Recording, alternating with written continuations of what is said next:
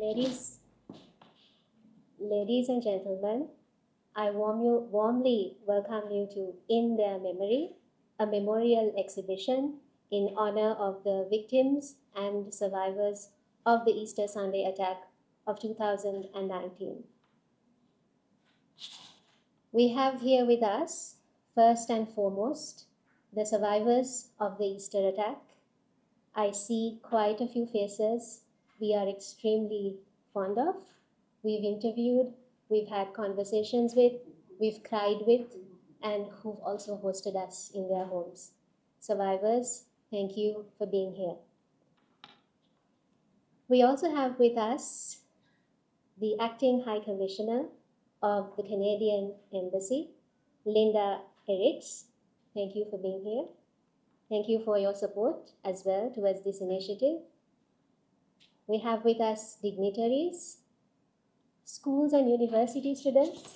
We have representatives of Ananda College, ILMA International, representatives of the Catholic Students Movement, representatives of FOCUS, the Fellowship of Christian University Students, and we also have the Rotaract Club of the Arts Faculty of the University of Colombo here with us, representing students of that generation. We have a lot of community leaders here today, lots of figures who have shaped activism, who have shaped the recent history of Sri Lanka, and who have done much for the multicultural community in this country. We have many of our families and support systems. We have a lot of artists. Thank you everyone for being with us today.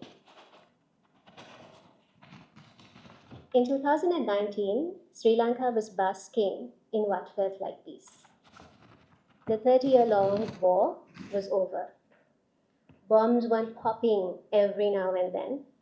The fear of losing a loved one to a suicide attack was gone. It had been 10 long years of no war. Things seemed good until the morning of the 21st of April, when everything changed once again. 9 coordinated suicide bombers blew themselves up in crowded spaces. All 9 bombs went off within a matter of 5 hours in what would have been an early, lazy Sunday morning. In the course of our work, some of our Tamil colleagues and friends have spoken to us of their families immediately calling them and warning them to get into hiding because they were afraid that the LTTE was back. 269 people lost their lives. Just like that. No opportunity to say goodbye, no chance to wrap up their lives, to wrap up their work, whatever it is that they were doing, mend whatever it is that they needed to mend. Nothing. 269 people were killed without warning and without having done anything to deserve such a death. Of them, 45 were foreigners who believed that Sri Lanka was paradise on earth. What did we give to them?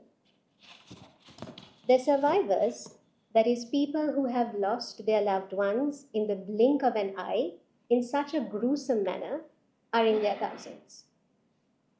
If you think about it, 269 people died, and that means that there are 269 clusters of people who to this day are struggling to cope with what happened to them. Survivors are all around us.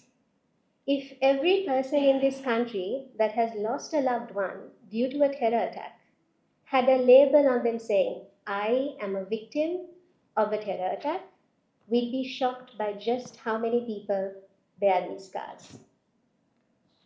Ever since 2019, a lot has happened. Governments have changed multiple times. Investigative units from around the world have come, done their work, and gone. Commission reports have been released. Accountability and justice have numerous times been called for.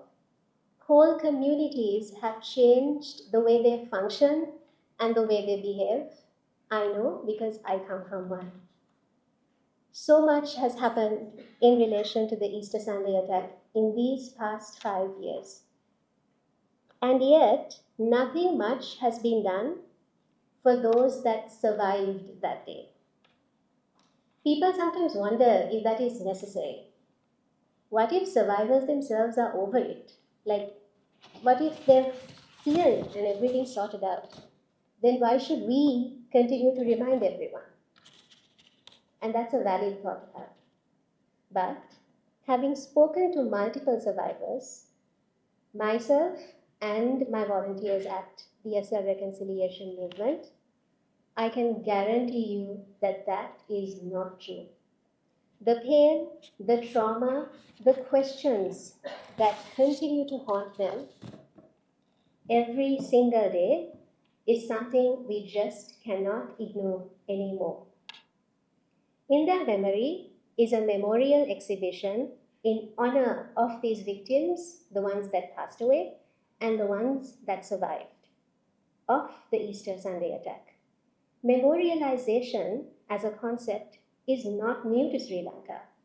We have had numerous initiatives of memorialization, particularly in response to wars. Some of them still stand today. Some of them are accepted by the wider general public, while some of them are not accepted. If I were to name a few memorials that were established, there's a list, but a few you might identify, and those include the Shrine of the Innocents in Bhaktaramulla. You might pass it almost every day on your way to work. The Wall of Tears Monument for the disappeared in Sindhua. The Cenotaph War Memorial, that's a war memorial based on the Second World War, in the Vihara Mahadevi Park. The Kilinochchi War Memorial and Monument, and the Monument of Victory in Mullaitivu. Just around the corner, just outside this venue, stands another memorial, the Neelan Tiruchelvam Memorial. Neelan Tiruchelvam was a Sri Lankan lawyer, academic, human rights activist, and also a politician. He was a member of parliament and the founder of this institute, the International Center for Ethnic Studies. He advocated for a peaceful resolution to the end of the war, and he was assassinated in 1999 by the LTTE. His memorial stands to this day. Moving outside Sri Lanka, some global examples of memorials are the 9/11 Memorial, numerous World War memorials across the globe, and the Hiroshima Peace Memorial in Japan. The 9/11 attack in the US and the Easter Sunday attack in Sri Lanka have some similarities. Both these attacks were highly coordinated. Both these attacks included multiple perpetrators. Both these attacks included a lot of political negligence, and both these attacks created a lot of survivors. I would like to share some key features of the 9/11 Memorial and Museum. It has an expert-led tour. It has artifacts from the day. It has educational programs and resources for students, for teachers, for families, and also for the general public, all separately based on who you are. It has opportunities for connection with survivors and rescue workers. It has programs about how to talk to children about terrorism. It has education about illness after 9/11. There is something called the World Trade Center Health Program. This is because immediately after 9/11, due to the trauma of that attack and the huge amounts of dust that enveloped New York, People developed serious health complications and lots of them died. Now, the question is, does the Easter Sunday attack have its own memorial? From the work we have done, we have observed none. Most of the sites that were attacked have a plaque or a stone that contains all the names of the ones that died in that spot.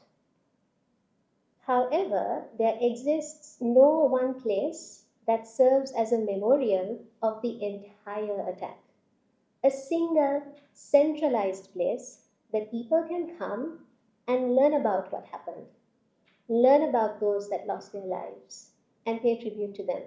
Hear about the stories of those that survived, get educated about the various aspects of the multidisciplinary approach that is vital to rebuild and that is vital to ensure non-recurrence. We have nothing yet. It is our vision to someday work on and establish that memorial. Today, what you will see is just that first step. It is a one-day memorial, and we must thank Internews and the Canadian High Commissioner for supporting that first step. Step 2, Step 3, and 4 and 5 will get bigger and better. We hope to take this memorial across the country. Learning about the Easter Sunday attack is not something only the people of Colombo must get access to. We one day want to establish a permanent memorial, and for that, we will need the support of everyone present.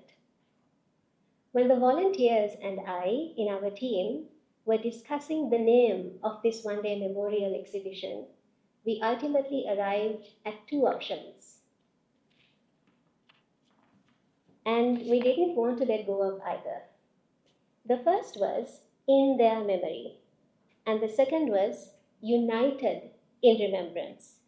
We ended up calling it in their memory, united in remembrance of the victims and survivors of the Easter Sunday attack.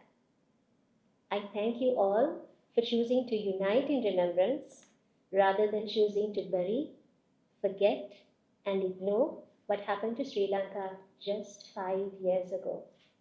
I thank you all for uniting in remembrance to make sure that something as catastrophic as that never happens again. Thank you.